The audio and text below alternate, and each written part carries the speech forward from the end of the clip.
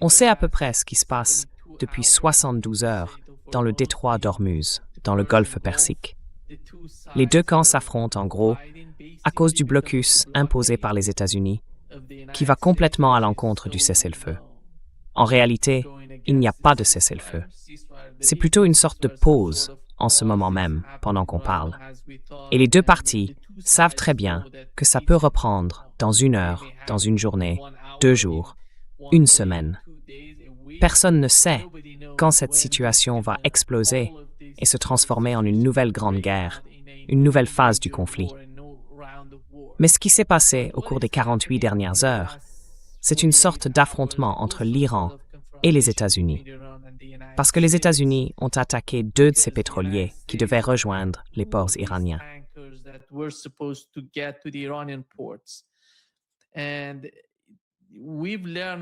Et d'après ce qu'on a appris du côté iranien, ils affirment avoir touché 2 des 3 destroyers présents dans la région, près du golfe Persique.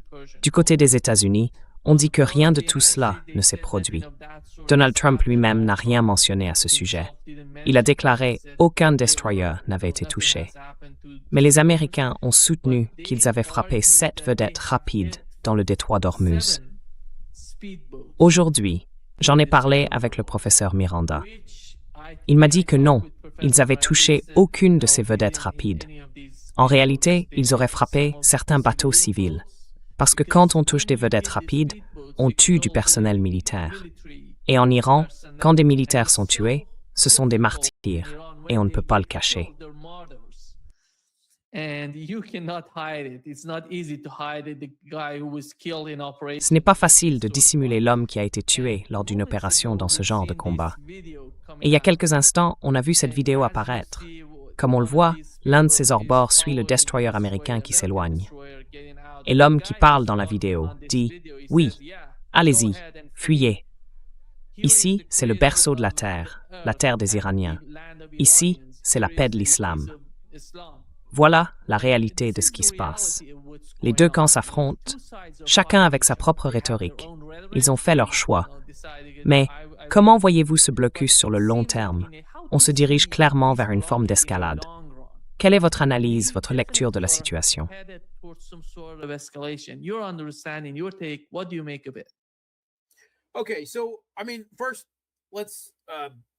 D'accord. Alors, je veux dire d'abord, revenons un peu en arrière. Prenons du recul pour avoir le contexte et comprendre ce qui se passe. Globalement, au moins par rapport au conflit précédent, jusqu'à ces 2 jours d'affrontement naval cette semaine, le cessez-le-feu, du moins entre les États-Unis, Israël et l'Iran, a plutôt tenu, non? En tout cas, si on compare à l'ampleur et à l'intensité du conflit d'avant. Mais ça ne dit rien de ce qui se passe au Liban, où Israël poursuit sa guerre génocidaire et le nettoyage ethnique du peuple libanais du Sud-Liban, le Sud-Liban à majorité chiite, littéralement et ouvertement. Et cela a même été reconnu dans les pages du New York Times. Toutes les villes, les bourgs et les villages du sud du Liban sont rasés, complètement détruits.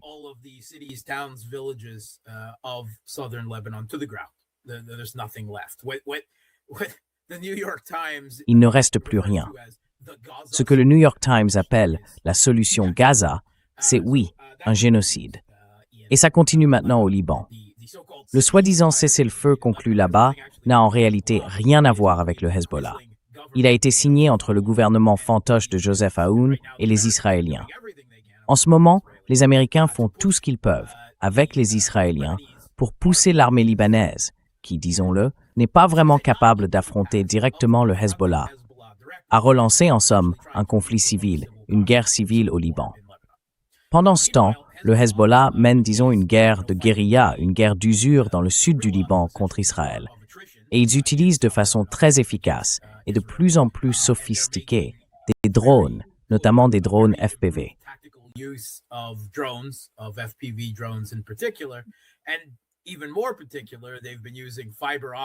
Et plus précisément encore, ils ont utilisé des drones FPV à fibre optique qui sont insensibles à la guerre électronique. Ces drones ont été développés et largement utilisés par la Russie dans le conflit en Ukraine. Alors, comment le Hezbollah s'en est-il procuré? Eh bien, on n'a pas de preuves à ce sujet, mais il est certain que les Russes ont fourni une aide en matière de drones aux Iraniens. Et est-ce que les Iraniens, à leur tour, ont apporté une aide de ce type? Quelque chose qui puisse vraiment être utilisé sur le champ de bataille au Hezbollah. Ça me paraît un scénario tout à fait plausible, sans aller jusqu'à la pure spéculation. Les chaînes Telegram regorgent de vidéos montrant des frappes sur des chars Merkava, et la presse israélienne s'en plaint. Il y avait d'ailleurs une très belle photo que j'ai mise dans ma propre vidéo de la semaine sur ma chaîne hier.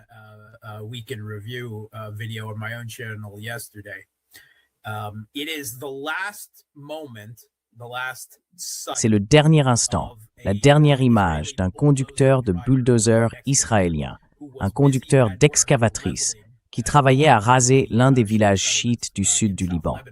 Il a levé les yeux et on voit sur son visage cette expression de surprise et d'horreur captée par le drone kamikaze qui allait mettre fin à sa vie. Et quand on est littéralement en train de commettre, disons-le, l'acte matériel d'un génocide, c'est-à-dire raser tous les bâtiments, les maisons, les foyers, tout ce qui appartient au peuple de cette terre, eh bien non, aucune sympathie, pas la moindre. Et ça continue, n'est-ce pas? Cette situation n'a pas changé au Liban. Mais dans l'ensemble, le cessez-le-feu plus large a tenu. Et donc, on est entré dans une nouvelle phase de la guerre américano-israélienne contre l'Iran. Exactement. La guerre n'est pas terminée, mais l'aspect cinétique, du moins en ce qui concerne l'Iran, a été mis en pause. On est entré dans une phase géoéconomique. Certains appellent ça des blocus croisés. D'accord, c'est vrai. Moi, je préfère parler d'un jeu géoéconomique du poulet. Vous voyez ce que c'est, le jeu du poulet? Oui, c'est un truc typiquement américain, non? Alors imaginez l'Iran et les États-Unis comme deux adolescents pleins de testostérone, complètement surexcités. Ils sont chacun dans leur voiture de sport, leur bolide, et au signal, ils foncent tous les deux vers une falaise qui surplombe la mer. Le but du jeu, c'est de voir lequel des deux va cligner des yeux le premier et dévier sa trajectoire pour éviter de tomber dans le vide. Voilà, c'est à peu près ce qui se passe.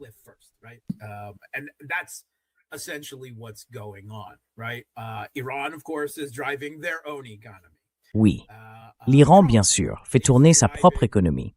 Trump, lui, influence les marchés mondiaux de l'énergie et l'économie mondiale à cause de l'usage stratégique que fait l'Iran de son contrôle sur le détroit d'Ormuz et des dégâts économiques infligés aux États du Golfe, alliés des États-Unis, là où se trouvent les bases militaires américaines. Et c'est que l'Iran a une capacité limitée à frapper directement les États-Unis, à part ses bases militaires. Évidemment que même les médias occidentaux reconnaissent maintenant comme étant visés un peu partout au Moyen-Orient. Donc, de manière asymétrique, ils s'en prennent à l'économie mondiale, n'est-ce pas? En ciblant justement le détroit d'Ormuz, par où transite une grande partie du trafic énergétique, mais aussi des produits comme les engrais, l'hélium, l'aluminium. Tout ça passait par le détroit d'Ormuz, ou passait, était maintenant bloqué de façon sélective au routing.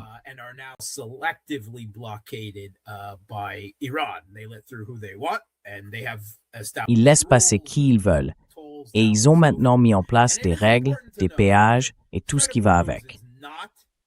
Et il faut bien comprendre que le détroit d'Ormuz n'est pas des eaux internationales, d'accord? Selon la Convention des Nations Unies sur le droit de la mer, le passage est trop étroit entre l'Iran et Oman. Oman d'un côté, l'Iran de l'autre. Mais malgré ça, il n'y a pas d'eau internationale. Donc quand Rubio parle de passage international, il joue un peu sur les mots. Parce que selon cette même convention, même s'il faut le rappeler, ni les États-Unis ni l'Iran ne l'ont officiellement signé, les deux pays, dans l'ensemble, s'y sont conformés jusqu'à présent.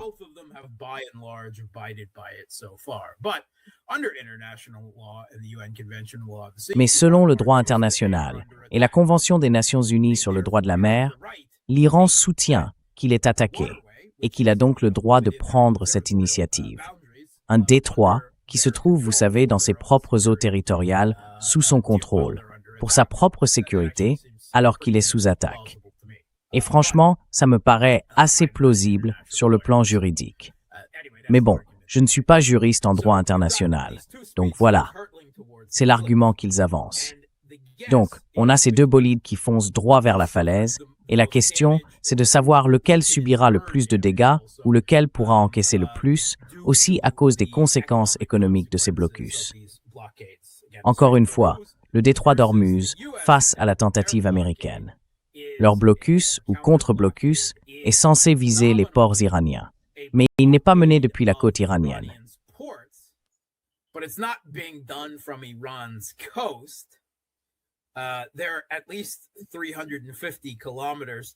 Ils sont à au moins 350 km, donc en dehors de la portée des missiles anti-navires, pour la plupart juste au large des côtes iraniennes. Ils mènent leur blocus depuis la mer d'Oman, voire encore plus loin, dans l'océan Indien, vers le détroit de Malacca, et ainsi de suite. Alors avec l'Iran, la question principale, c'est qu'ils ont beaucoup de pays avec lesquels ils commercent par voie terrestre. D'accord? La Russie, le corridor nord-sud à travers la mer Caspienne. Le Pakistan a ouvert plusieurs routes de transit qui passent ensuite vers la Chine. Et en fait, il existe déjà des lignes ferroviaires entre la Chine et l'Iran. Donc ce n'est pas comme s'ils allaient mourir de faim. Ce n'est pas qu'ils ne peuvent pas recevoir de marchandises.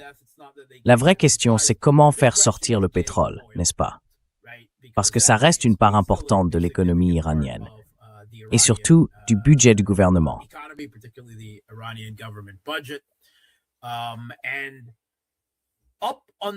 Et jusqu'à présent, dans ce conflit, comme l'Iran arrivait à exporter son propre pétrole, et que l'administration Trump était désespérée de voir n'importe quel pétrole arriver sur le marché mondial, eh bien, ils s'en sont plutôt bien sortis, non? Ils en ont profité, pendant que les pays arabes et l'Irak, qui est juste une victime prise au milieu, voyaient leurs économies s'effondrer. Alors la vraie question c'est, combien de pétrole l'Iran parvient-il à faire sortir malgré le blocus américain? Et combien en consomment-ils sur leur propre marché intérieur? Au début, les analystes occidentaux disaient tout et n'importe quoi. Par exemple, que Trump promettait qu'en 3 jours, l'économie iranienne s'arrêterait complètement, qu'ils n'auraient plus aucun endroit où stocker leur pétrole, qu'ils devraient fermer tous leurs puits et que tout exploserait. Parce que bien sûr, c'est exactement ça que ça se passe.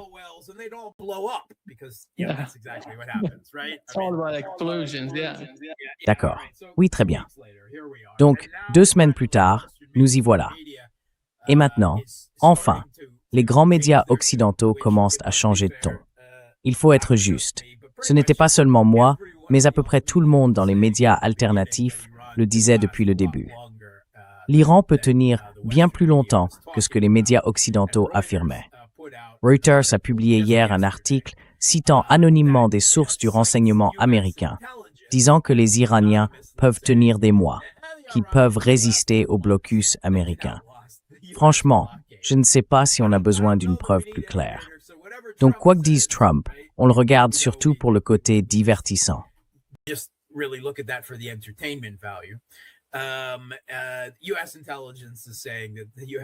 Les services de renseignement américains disent que le blocus américain ne sert à rien.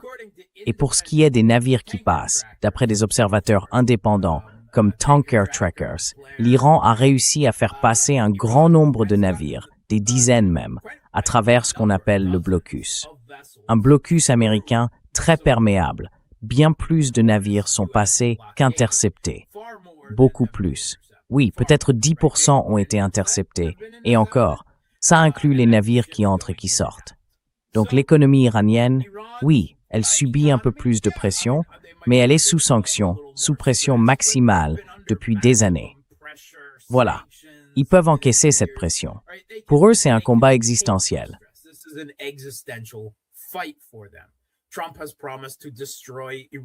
Trump a promis de détruire la civilisation iranienne.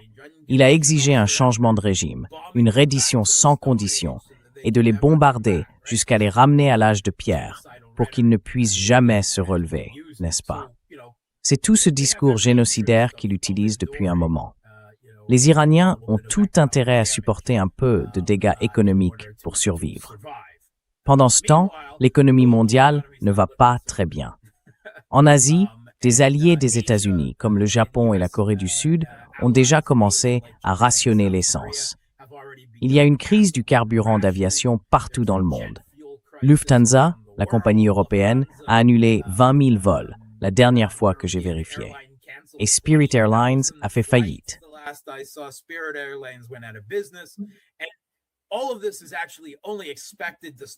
Et tout ça, en réalité, ne devrait commencer à frapper l'Europe aussi durement que l'Asie que maintenant. L'Asie dépend un peu plus du pétrole qui sort du détroit d'Ormuz, du pétrole et du gaz naturel liquéfié. L'Europe, elle, devrait commencer à être sérieusement touchée dans les prochaines semaines et on en parle déjà. Oui, ils commencent à en avoir peur. Donc tout ça pour dire qu'on en est au point où le statu quo de ce jeu géoéconomique du poulet, cette course vers le précipice d'un double blocus, n'est plus tenable pour les États-Unis. Ils savent qu'ils vont perdre cette bataille. Alors, ils doivent agir. Et c'est là qu'est arrivé, au début de la semaine, l'opération Liberté. Point d'exclamation, symbole de marque déposée, vous voyez le genre. Liberté. Et c'était une tentative du projet Liberté. Project Freedom. Yeah. Projet Liberté, ouais, Projet Liberté. Opération Liberté, peu importe. L'idée, c'était d'essayer de forcer l'ouverture du détroit d'Ormuz. Pas vraiment de manière militaire, mais plutôt psychologique, tu vois? C'est ça qu'ils essayaient de faire. D'abord, ils ont annoncé qu'ils allaient guider des navires à travers le détroit d'Ormuz, soi-disant des navires innocents, neutres, appartenant à des tiers, coincés dans le détroit. Ils allaient simplement les faire sortir. Et ils étaient sûrs que ça irait pour l'Iran. Sûrs que l'Iran serait d'accord avec ça, même s'ils le déclaraient unilatéralement. Et au cas où, ils ont précisé qu'ils n'allaient pas vraiment envoyer leurs marines pour les escorter. Non, ils allaient juste être dans les parages, tu vois? Genre dans cet hémisphère, on va dire. Et comme ça, voilà, ils sont dans les parages. Donc, il n'y a pas de raison d'avoir peur.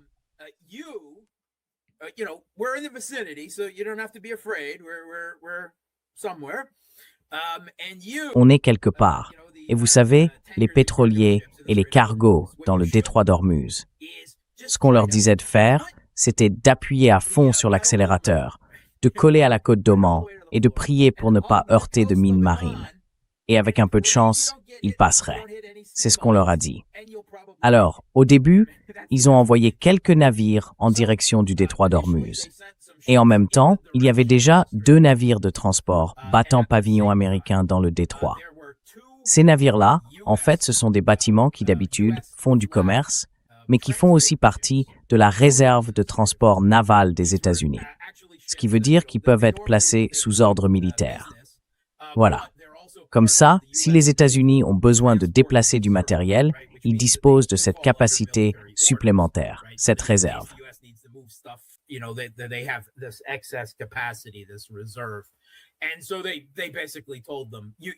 En gros, ils leur ont dit, vous allez servir de cobaye. C'est vous qui allez gérer ça. Et pendant que tout ça se passait, les États-Unis envoyaient, si j'ai bien compris, 2 navires de guerre en direction du détroit d'Ormuz, pendant que les 2 autres essayaient de filer en longeant Oman pour s'échapper. Et là, l'Iran a commencé à leur tirer dessus. Apparemment, ils auraient coulé quelques vedettes rapides, des bateaux d'attaque. Les Iraniens disent que non, que c'était des navires civils. Bon, moi je n'en sais rien. Mais j'ai plutôt tendance à croire les Iraniens dans ce genre de situation. Disons, faire confiance, mais vérifier, c'est comme ça que je vois les choses. Avec les déclarations américaines, c'est plutôt ne pas croire, ne pas faire confiance et vérifier 10 fois. Mais bon, je cherche des preuves.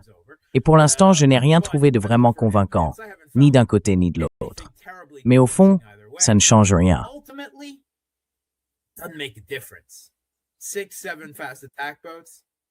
6 ou 7 vedettes rapides d'attaque.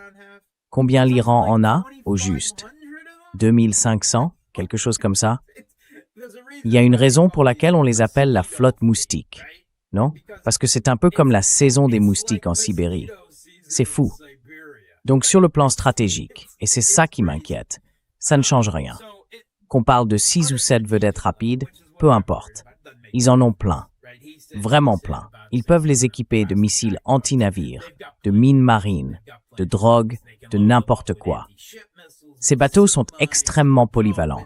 Ils sont conçus pour dominer le détroit d'Ormuz, pas pour envoyer des navires à l'autre bout du monde ou projeter des avions aux frontières de quelqu'un d'autre. Non, ils sont faits pour ce type de combat, et ils sont bons dans ce qu'ils font.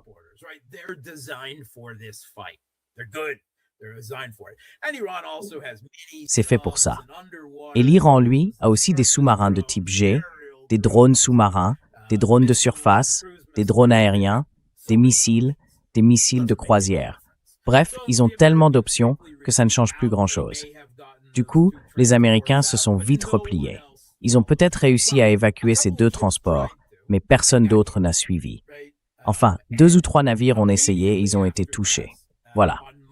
Et juste après ça, lundi, l'Iran a répliqué en frappant les Émirats arabes unis. Alors, il y a eu des commentaires, bien sûr, pour essayer d'interpréter les déclarations des responsables iraniens. L'Iran disait « Non, c'est pas nous, on ne sait pas qui a fait ça ». Les déclarations que j'ai vues, c'était celles des gardiens de la Révolution qui affirmaient qu'ils n'avaient aucun plan prémédité pour attaquer les Émirats et que tout ça, c'était la faute de l'aventurisme américain. Voilà.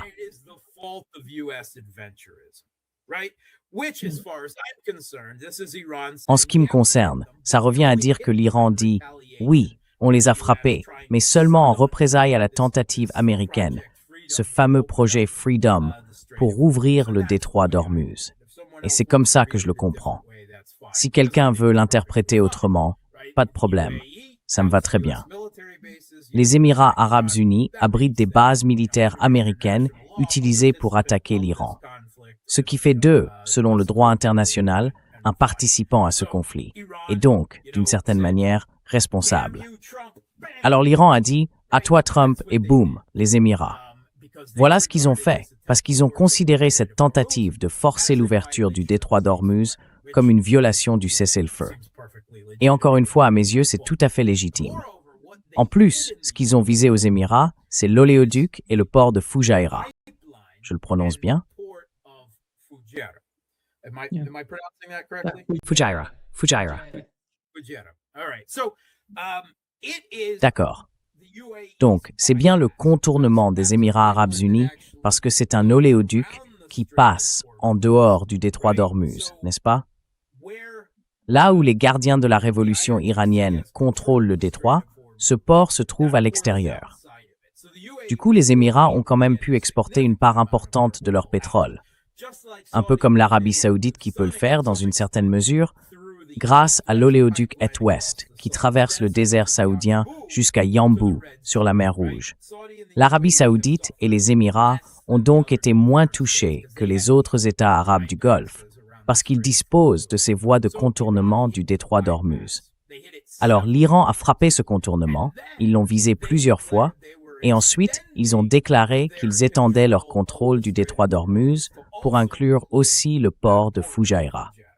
C'était leur réponse à tout ça. Et puis pendant quelques jours, la tension est un peu retombée.